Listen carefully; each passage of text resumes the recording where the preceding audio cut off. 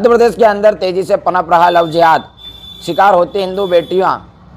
मध्य प्रदेश के अंदर इन दिनों लगातार लव जिहाद के मामले तेजी से बढ़ते जा रहे हैं। अभी हाल ही में मध्य प्रदेश के शाजापुर के सुजालपुर ग्राम नरोला में हिंदू बेटी लव जिहाद का शिकार हुई। उसके बाद उसके रहस्यमय तरीके से गायब हो जाने के बाद 2 दिन के बाद उसी के गांव के पास के समीप तालाब में उसका मृतक शरीर दुर्गम परिस्थितियों में पाया जाता है, जिसके बाद हिंदू संगठनों के बैनर तले इस घटना का जोर विरोध होता है। लगातार हो रही घटनाओं के बाद फिर भी प्रशासन इन घटनाओं के ऊपर समानताएं कार्रवाई करता जा रहा है।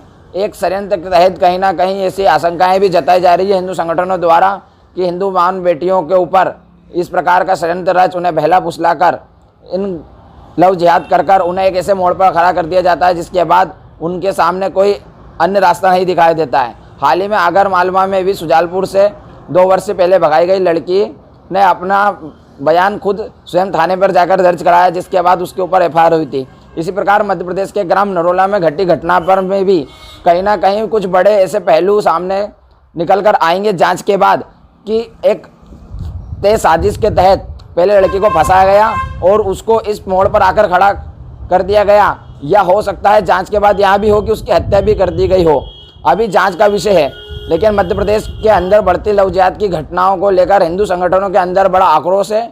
यहाँ देखना होगा कि क्या मध्य प्रदेश सरकार अपने हिंदू वोट बैंक को के नाम का राग गाने वाली सरकार हिंदुओं के लिए कोई उचित कार्रवाई करती है या नहीं। लगातार बढ़ रही घटनाओं के बाद हिंदू संगठन लगातार ज्ञापन और आंदोलनों के माध्यम से सरकार को यहाँ चेतावनी भी देते जा रहे हैं कि हिंदुओं के ऊपर हो रहे अत्याचारों को लेकर सरकार अपना मत भी स्पष्ट करे। लेकिन कहीं ना कहीं सरकार भी इन मामलों को दबाने में लगी हुई है, क्योंकि हाल ही में हमने देखा नरोला की घटना में कोई वरिष्ठ जनप्रतिनिधि गांव में मृतक बेटी के घर नहीं पहुंचा, क्योंकि गांव वाले यहां मांग कर रहे थे कि हमने लगातार इस घटना की सूचना संबंधित थाना अधिकारी को दी, लेकिन उन्होंने इस पर उचित कार्रवाई नहीं की।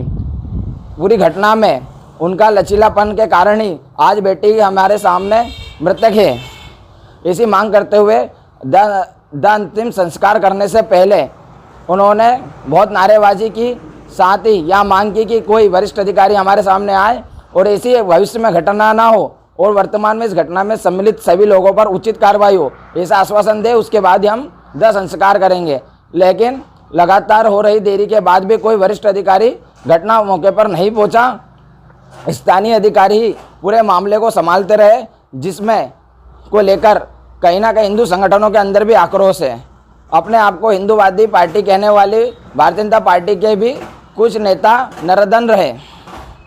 अब देखना यह होगा कि क्या यह घटना सिर्फ समानताएं घटनाक्रमों के आधार पर ही इसका फैसला हो जाएगा, या इसमें कुछ पहलू भी खोलकर आएंगे। क्योंकि जांच का विषय जब बनता है जब हिंदू संगठनों द्वारा गांव के ही कुछ मुस्लिम युवकों के ऊपर इस विषय को लेकर उनके ऊपर शक जाहिर कर रहे हैं, परंतु कहीं ना कहीं जांच के बाद ही यह सब कहना संभव होगा कि इसमें कितना सच है।